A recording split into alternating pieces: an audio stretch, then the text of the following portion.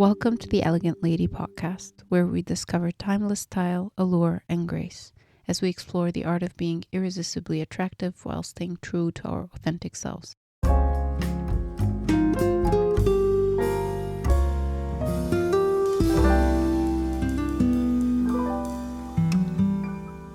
Hello and welcome to the Elegant Lady podcast.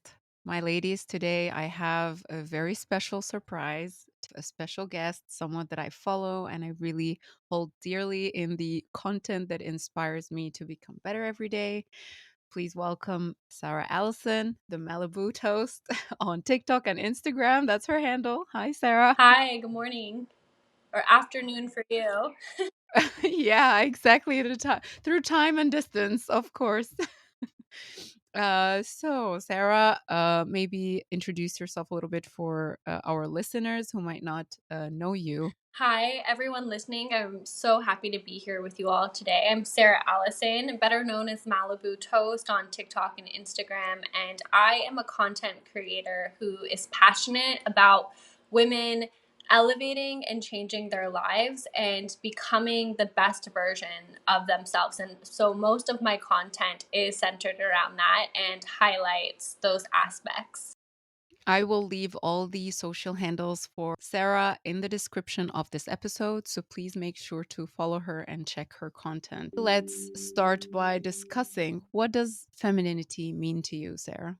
So I think that's a really interesting question that you ask. And I have a different answer just because of my original background. So some people don't know that my original background was as a yoga and meditation instructor. So I've been practicing yoga and meditation since I was 11 years old. So over 20 years now. The type of yoga that I ended up specializing in was a form of yoga called Yin yoga. So Yin is a very passive practice, and I bring Yin up because Yin represents the feminine polarity. So we have two aspects. We have Yin and Yang would be the masculine aspect. A Yang yoga class would be a yoga class that you go to, and maybe you're sweating and you're doing a bunch of movement and you're getting the heart rate up, typically known as a vinyasa class. And Yin yoga, again, is a passive process where you lay on the floor and you just relax. And what you're doing is you're working on holding the poses for an extended period of time to break down the connective tissue of the body. It just taught me a lot about feminine energy because Yin essentially is feminine energy. And to me, femininity is softness. It's soft, it's passive. There are all of these different qualities that encompass that. So when I think about femininity, I don't think about, oh, I'm going to put this lipstick on or I'm going to put this dress on. It's very much an energetic mindset and a way of being, right? So that just means that your actions are softer, you're receptive because the masculine gives, the feminine receive. I think that's a very interesting perspective for people who are listening, because the concept of yin and yang is something known in the yoga, in the meditation, but to connect it to femininity and masculinity within each person, and explaining it the way you did, I think that's a new perspective to look at it and to understand it. Would maybe make me ask you, how do you see the balance? So for a feminine lady, how does the yin and yang percentage look like normally? So I want to state you can't be 100% yin. You can't be 100% feminine. Every single person, every single human being is a whole person, and we have both of these polarities within us. And typically for women, their feminine polarity is more dominant, but the opposite is true too. Sometimes the masculine polarity is more dominant, but you do need both masculine and feminine energy to be a whole person, just because it would be a disaster. It honestly would be a disaster if you didn't have a combination of both. I wouldn't say that it's 50-50. I would say that it's probably 70-30. And whichever one you're naturally gravitating towards to be your dominant, it's 70% that and then 30% the other. But you do need both, because if you were just completely a feminine person, completely in feminine energy all of the time, nothing would get done. because that is the nature of the feminine. The feminine is receptive with very no action at all. So it would honestly be a disaster if you were just 100% feminine. And I want to say that again, and I think that I did stress that when I'm talking about feminine and masculine, I'm talking about the polarity. So I'm not talking about gender. I'm not talking about female and male. I'm talking about the polarity, the energy of feminine and masculine. I think it's also like a dance and it happens almost every day. Some days you have more yin than yang. Sometimes it's reversed. When you're with your partner, for example, you might lean towards more yin. Your partner leans more towards yang. When you are on the day, making goals, thinking out loud of what you want to do for being successful or your transformation, you will eventually fall more into yang because yang is taking decisions, is taking initiative. So that's a very beautiful way to take that perspective on yin and yang and on feminine energy that I think will benefit a lot of people to rethink how they act more to become feminine. So they would have to perceive this as a balance. And absolutely, online we see sometimes a lot of other ladies say, okay, you have to completely be feminine in order to become this femininity goddess. But at the same time, it doesn't always mean that you will be helpless in all situations. No, there is like always a balance, like you said, which maybe will get me to my next question. What does elegance mean to you? Thank you. Elegance, it definitely intersects, but for me it's just elegance is a way of being. So how you do anything is how you do everything, and I feel that elegance is just an elevated way of being, a more refined way of being. And then again, the elegance topic, it comes back to your mindset and your action, how you're showing up in the world, right? Because you can put on this face and you can look really groomed and nice, and you can go out into the world and you can be perceived as being elegant, but maybe at home your house is a complete disaster and is a mess and everything is unorganized.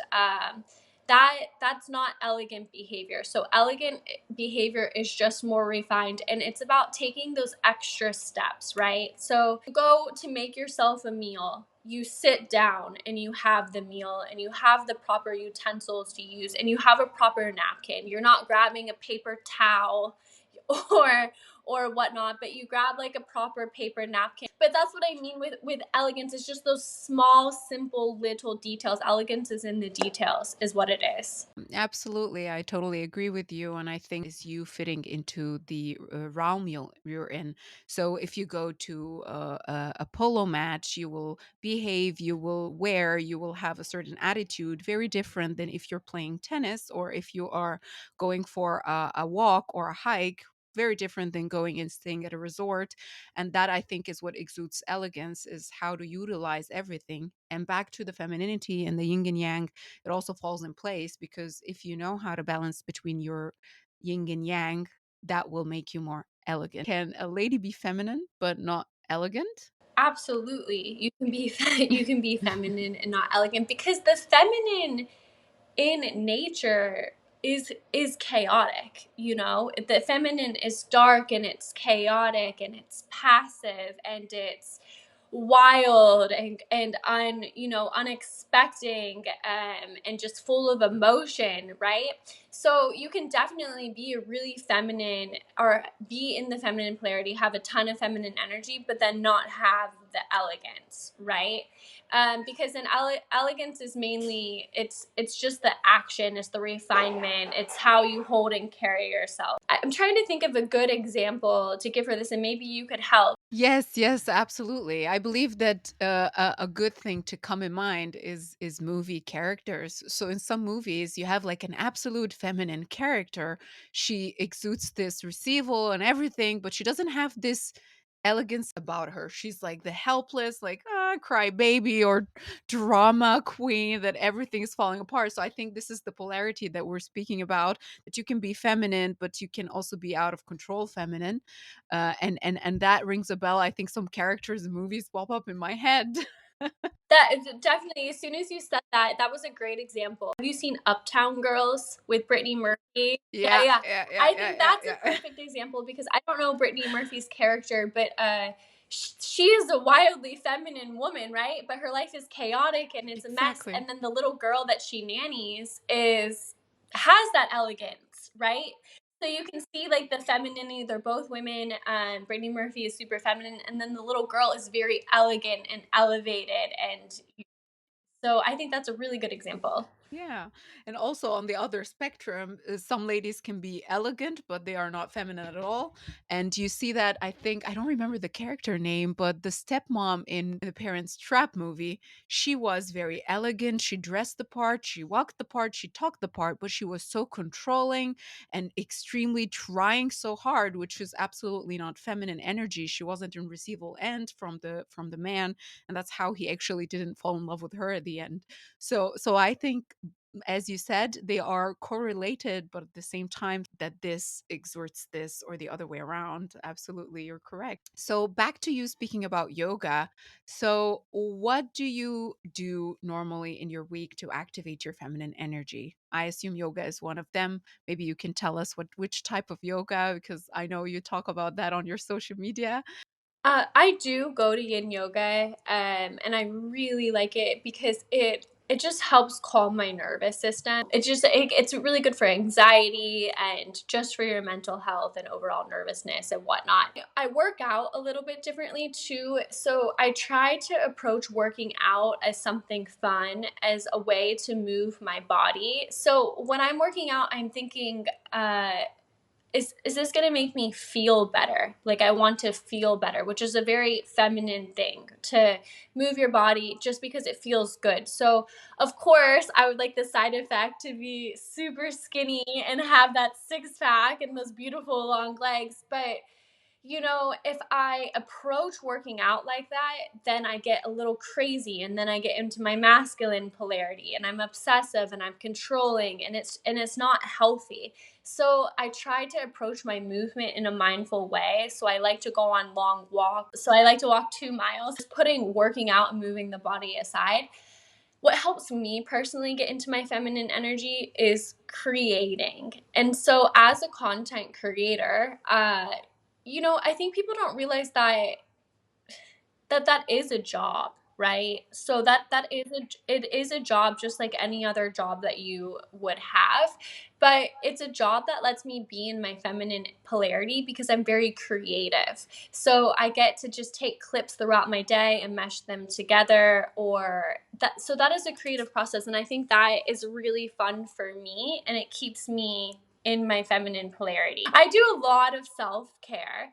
Something that I struggle with is like I think that my self care is actually a little bit masculine because these things that I do, people think like, oh, she's just getting massages and she's just getting manicures all day, like her hair done and whatnot. It's like, okay, I have to do this because of this. And it's not something that I'm doing because it's relaxing and I'm doing it just because it's like I have a specific goal in mind, right?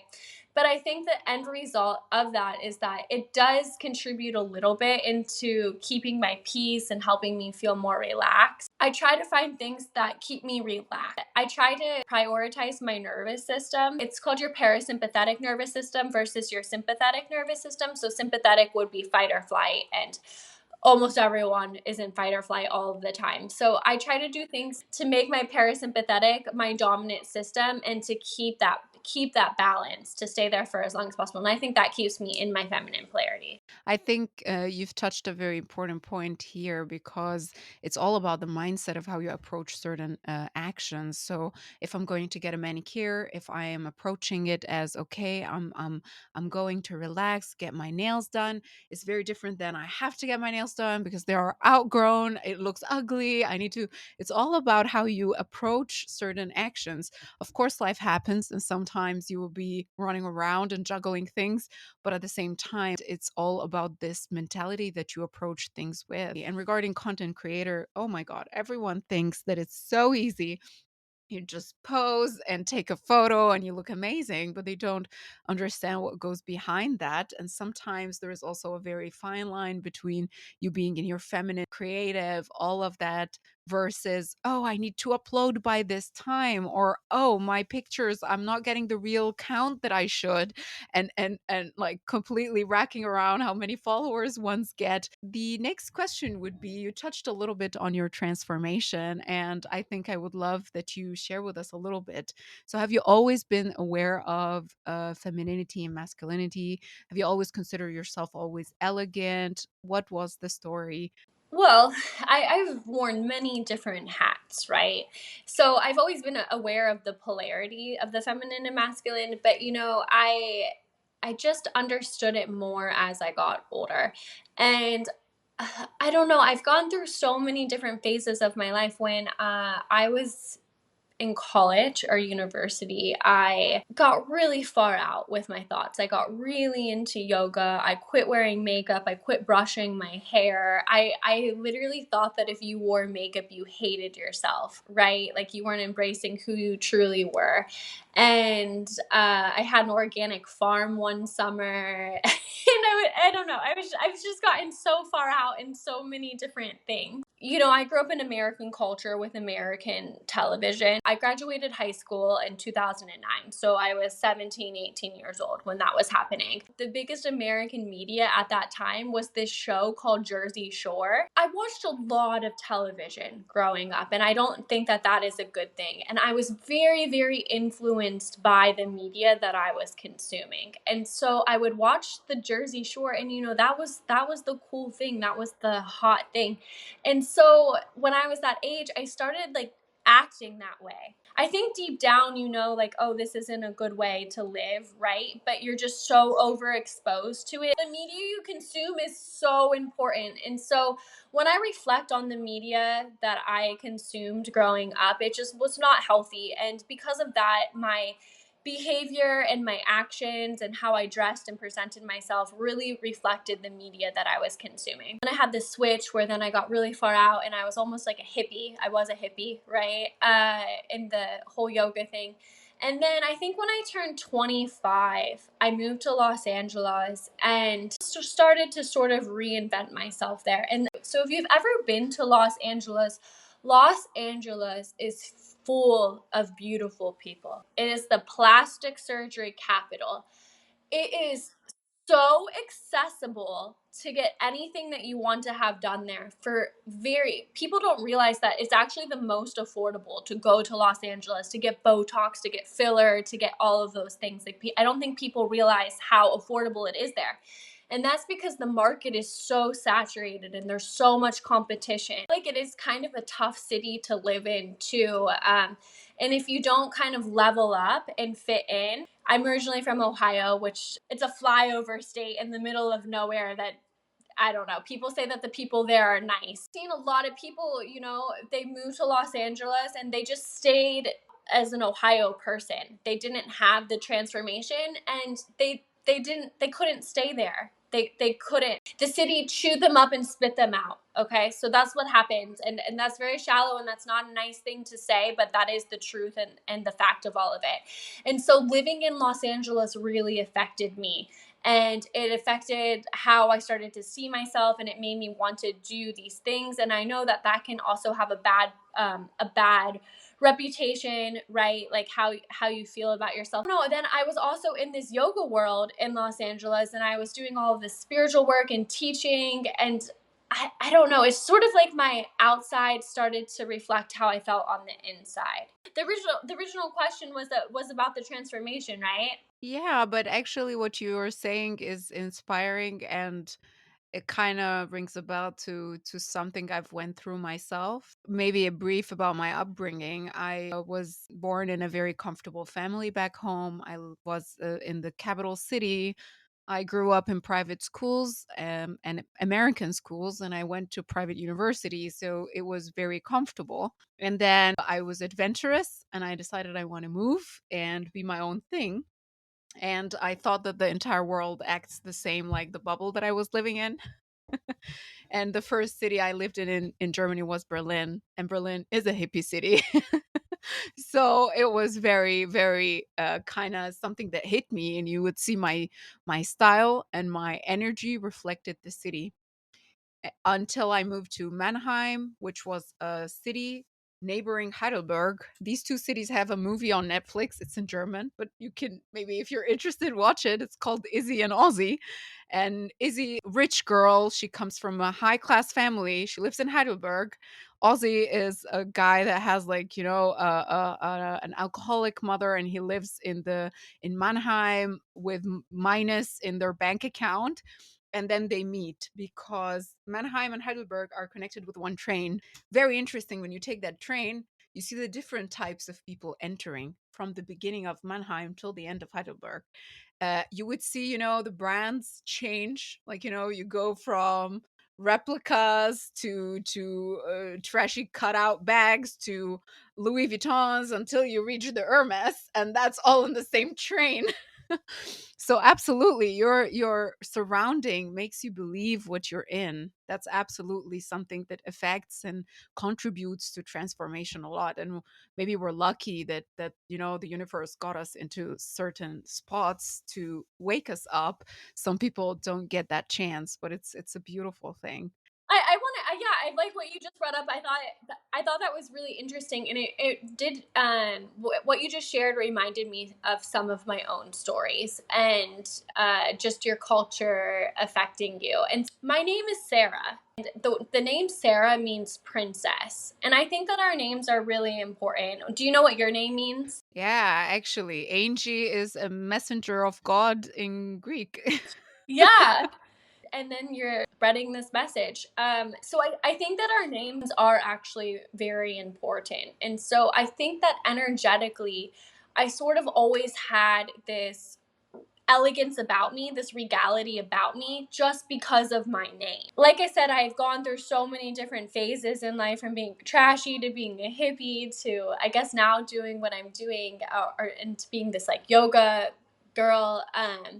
So when I first moved to Los Angeles, there's so many different pockets of Los Angeles, right? And I didn't know anything about Los Angeles when I moved there, but obviously I knew what Beverly Hills was because of American media. And so I just thought, that's what I'm going to do. I'm just going to stay in Beverly Hills. And if I'm just in that bubble of Beverly Hills, the behavior, the mindset, the way that people hold themselves will rub off on me, because I guess it's my own form of exposure therapy, right? So I was exposing myself to this new world. And so I would just watch people. I would just watch what they were wearing. And I never, growing up and being from Ohio, I knew what luxury brands were. I knew what Chanel was. I knew what Gucci was, but I didn't think that people actually owned them. I thought maybe you had a purse or, but I didn't know that people actually wore the clothes and owned them. I thought that was just in magazines, or it was this far out thing.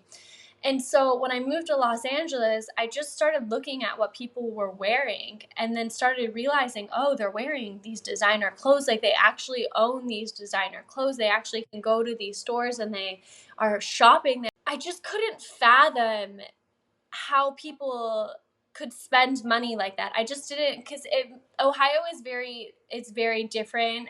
The level of wealth is very different there. I think when I moved to Los Angeles, probably like 2015, 2016, $1 million in Ohio would have bought you a grand mansion. Obviously, the market has changed in 2023, but back then, a few years ago, $1 million, like, you would have had this huge mansion and it would have been, fantastic. And then when you move to Los Angeles at the time, $1 million, well, you're lucky to get a small little house. It was just a different level of wealth and understanding that. And I remember I realized that somebody's property tax was $80,000 a year.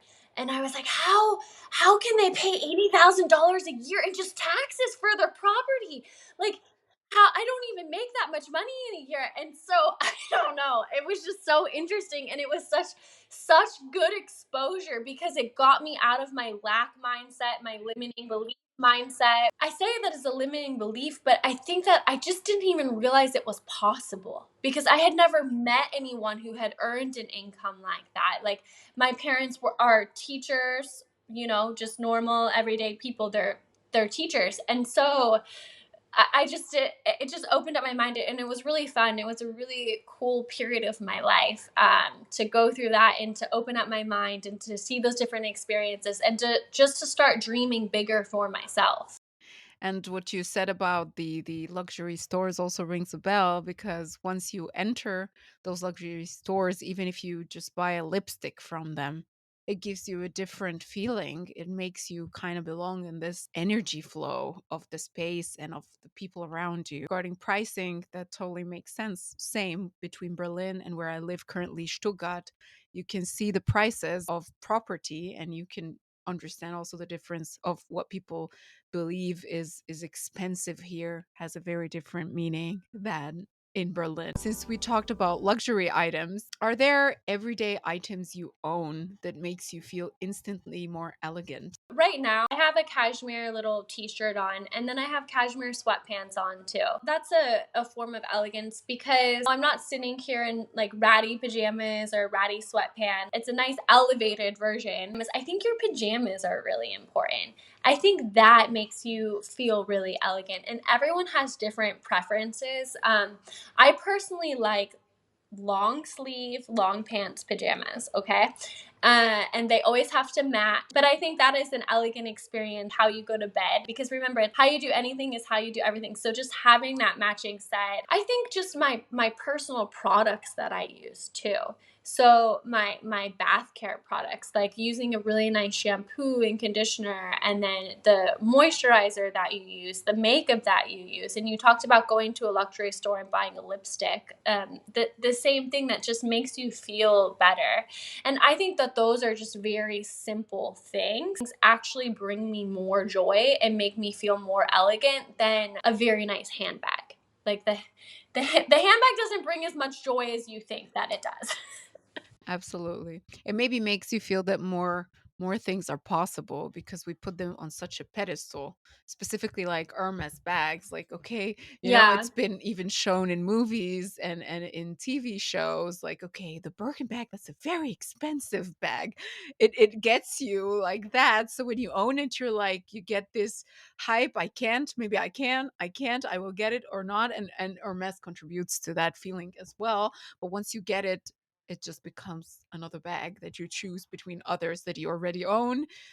But of Hmm. course, it breaks a certain belief that we have that we cannot reach a certain area in shopping. But absolutely what you said, maybe you can share with us which brands do you use for shampoos and conditioner? I am curious to know. I use a brand called Orbi, or I don't know. I think is it Orbe? Bay, yeah. So that's what I use. I really like their products for hair care. I wanted to actually say one last thing about simple everyday things. In America, we drive everywhere. If you don't live in New York City, um, and I think that your car is really important. I think that's an everyday luxury thing that makes me feel more elegant. I don't think that you necessarily need to have a super expensive car or anything like that. But when you get into your car, like if your car is clean, if it's nice, because sometimes you get into people's cars and there's trash everywhere and crumbs everywhere. So we as Americans, we spend so much time in our car. And so I think that just like maintaining your car and keeping it clean, is is that. And I actually just ordered a new car. It will be here. Wow. So what did you have and what are you getting? Well, I have a Mercedes now, and I ordered a Porsche. I think Okay, it's a, cool. a Cayenne. But the Porsche experience was really interesting because I think that it's definitely, because I ordered another car too, actually, but that one's taking a little longer. But the Porsche experience was a very luxury experience because you got to design every single thing in the car, like every single thing that you could think of. And you don't really get to do that with other brands or other companies.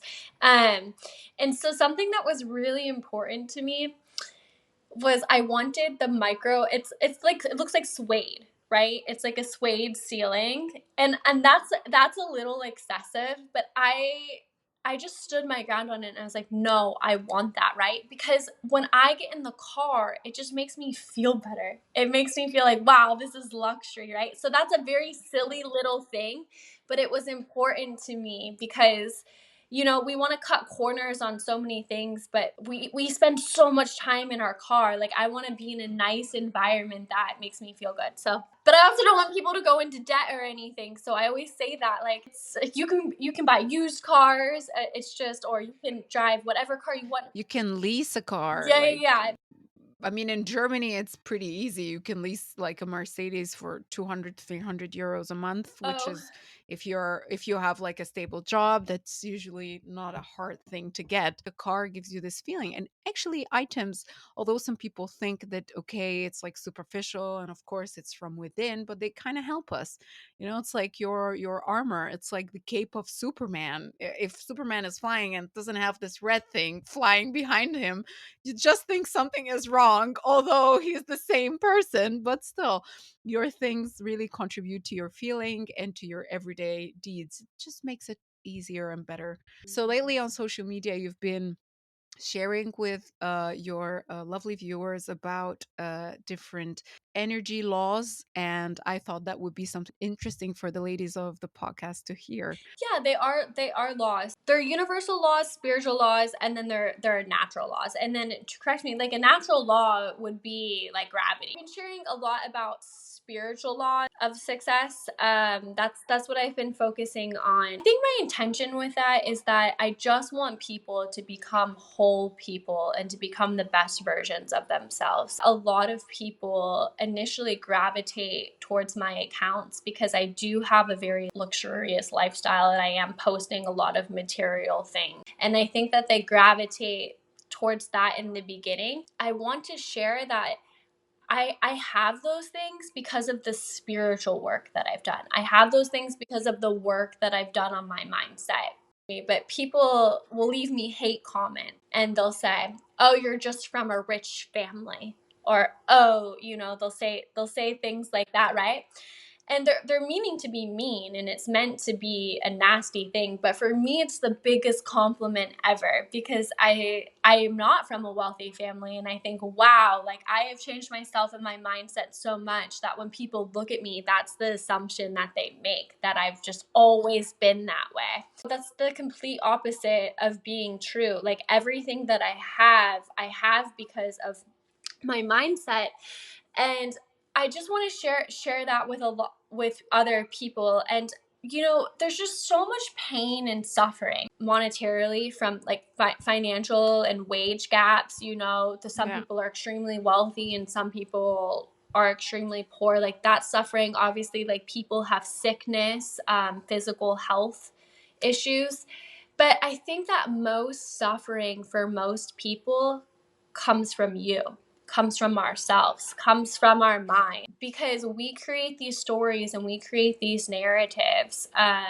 Like people who have a lot of anxiety, they just start freaking out. Well, anxiety is fear of the future and it cripples a lot of people and it paralyzes a lot of people. And what you do is you catch yourself. But right now I'm sitting here and it's a nice sunny day and that, what am I worrying about, right? So you catch yourself. So there's a lot of work that has to come. Absolutely. um Absolutely. yeah, so that's why I share those spiritual laws of success, just because I want people to not suffer as much. And to not suffer, you have to have the self-awareness and you have to have the self-compassion and the self-control. People get really angry at the content that I make when I talk about billionaires. Obviously some people really like it, but a lot of people really hate the billionaire stuff. That's typically when I get the most hate. People think of billionaires as being these evil and nasty people who are just like the most evil people on the planet. And they're like, well, if I had all of this money, like, why aren't you giving it to this? And why aren't you giving it to this?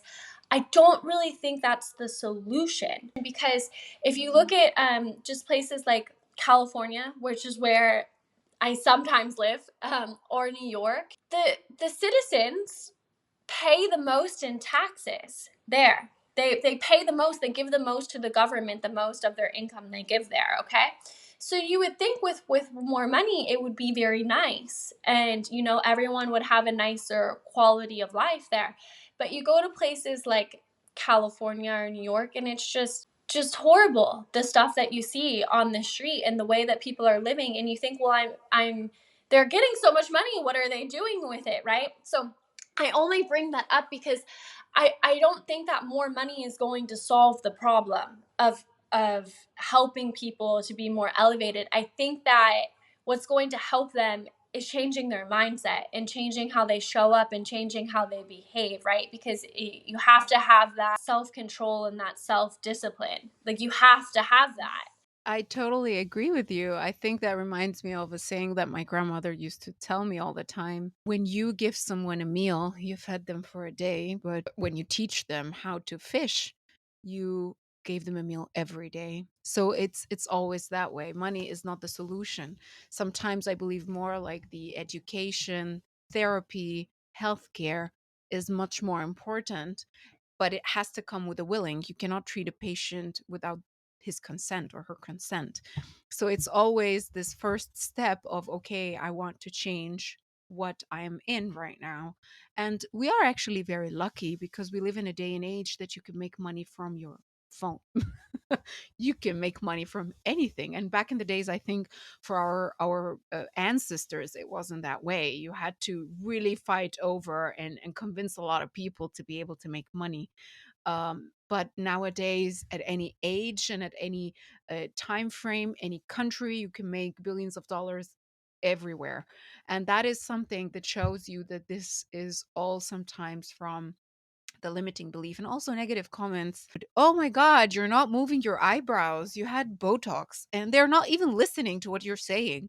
So it's absolutely showing you how much they are focused only on the negative in the content. They're not trying to take like a piece of information or to better themselves.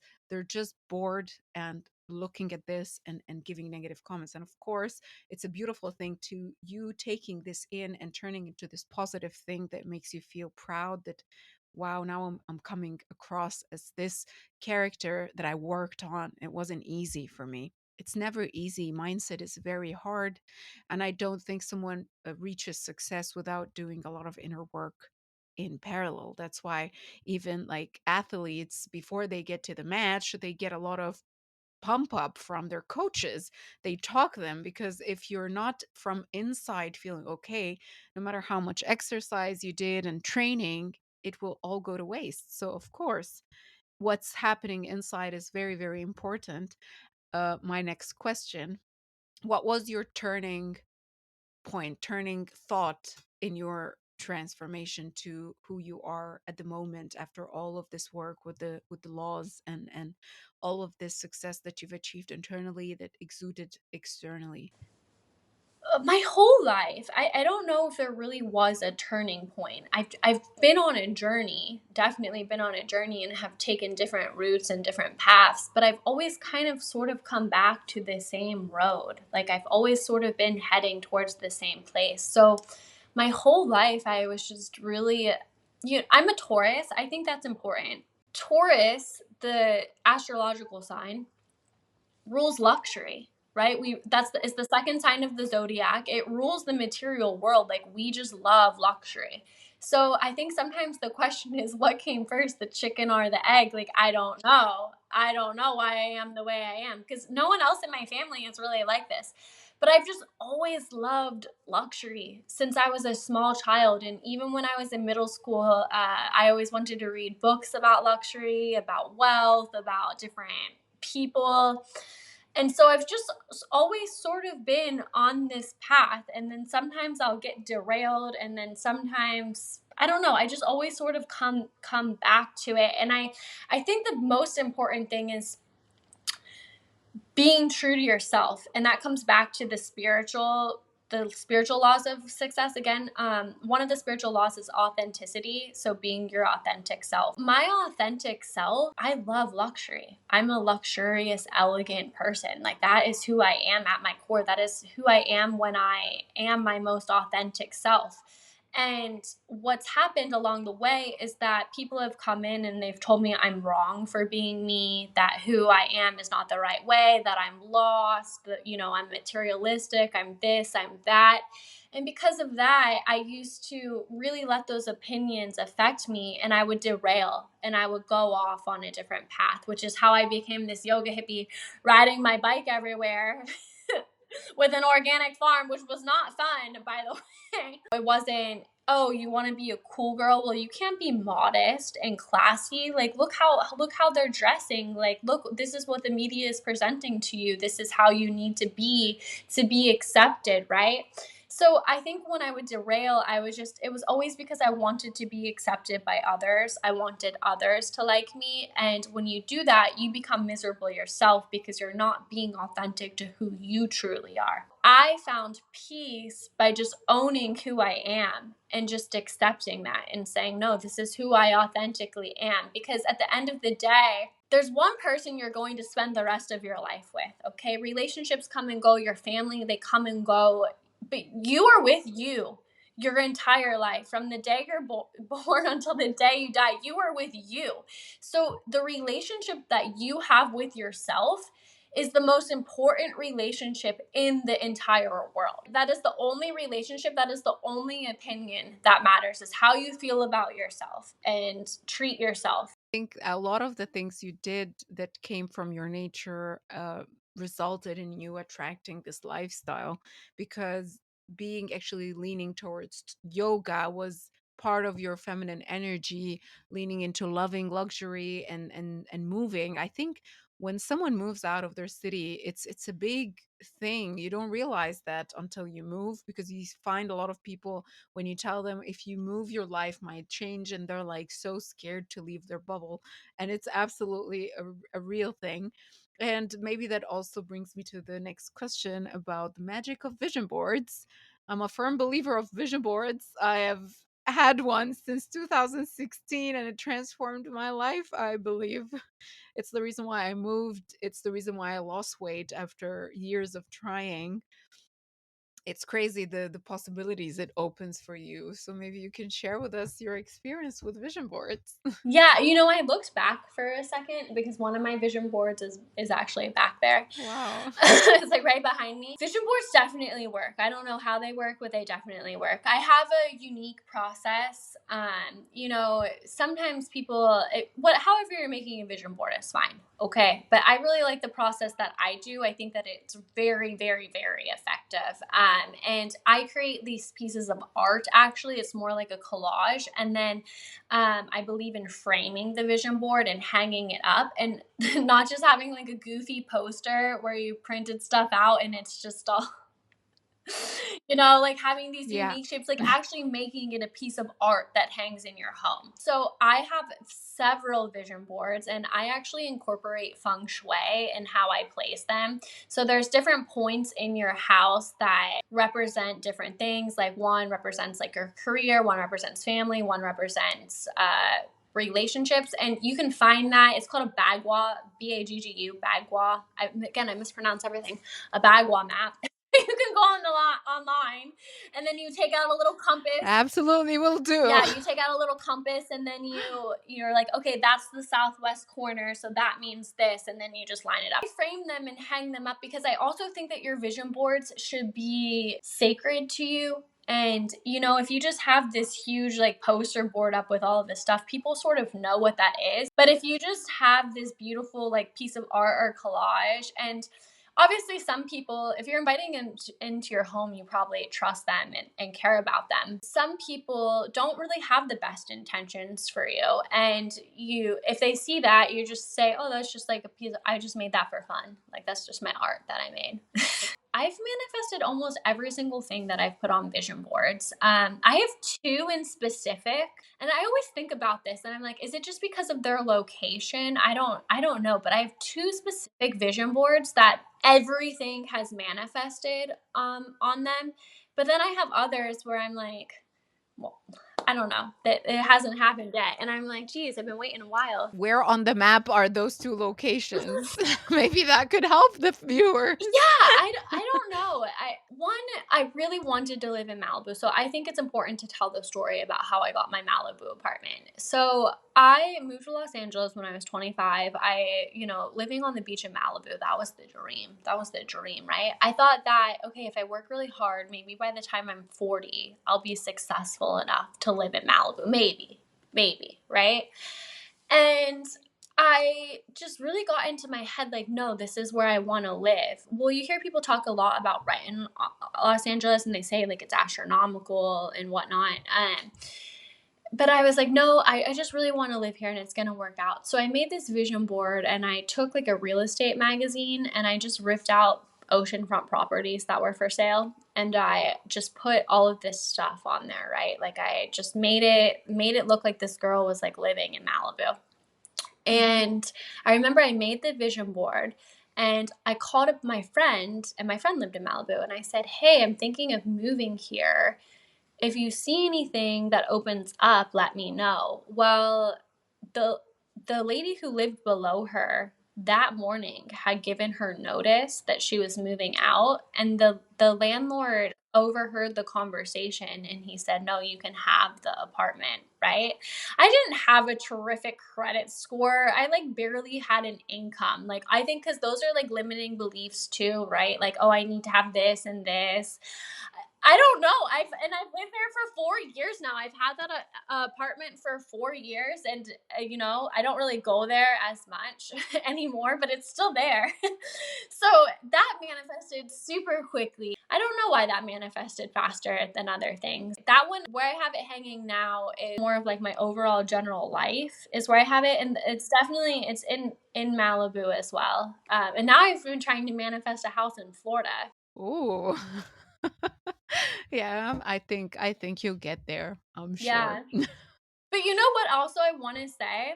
Now that I think about it, the things that have been personal goals for me, for just me, I can manifest very, very quickly. But when I involve other people, like relationships, like that's sort of a manifestation, right? People want this like relationship and stuff. That's when things don't tend to manifest as fast, right? But when I have a very specific goal for myself, like that, it happened. So I don't know what that means, and I don't know that that resonates with anyone listening, or if it resonates with you. I think it's hard because it has to do with the energy flow of the other person as well, and sometimes in their journey they're not there yet, so it delays somehow the manifestation of this specific thing. But if it's you and you are having this energy of I'm willing to take a chance, it happens because you were open to maybe move to Malibu, so you just didn't just want it, you didn't have any limiting ideas about moving. Once it came to your mind, you just took the action immediately. Mhm. I guess maybe that's the case, but of course, I will maybe try to include this. It's Mhm. very interesting, the map of where you place your vision board, insightful for everyone that is listening. And that maybe brings me to our last question. If there is Mhm. one thing you want our listeners to get out of this interview to learn, what would it be? Even if it's something you haven't mentioned or you want to emphasize one thing. I want people to get that the greatest success they're going to have in their life is by being authentic to themselves. So I just want people to know that the reason why you have a dream, my dream life is not the same as your dream life, okay? Everyone's dream life looks completely different. You're having that dream because that dream is meant for you. And I believe that anything that you can conceptualize, right? If you can dream it, you can believe it. I know that's cheesy, but it really is true because some people are given certain thoughts and you're given those thoughts for a reason. So I want everyone to live in their highest version of themselves, the best, because there's different versions of us too. The truest, most authentic person of who you are. That's what I want people to take away from this. And like maybe like my story is inspirational, your story is inspirational too, and I think that's important to take inspiration from other people, because if we have people who are saying like, oh, this is how I did it, you can do it too, it becomes a little bit more tangible. I want everyone listening to just really believe in themselves. This is your life that you get to live in. I want everyone's life to be super magical and radiant and just full of miracles, and that's what I want to everyone to take away. And that's such a beautiful thing to end, I think, our interview. Thank you, Sarah, so much. So, my dear elegant ladies, I hope you really enjoyed this chat with Sarah. She's such a muse to the heart. I think the conversation had gems in it from information, insights, tips, and I guess it even exerted beyond the idea of femininity, which is a beautiful thing. Go check her socials out, it will be in the description, and I'll see you in the next episode.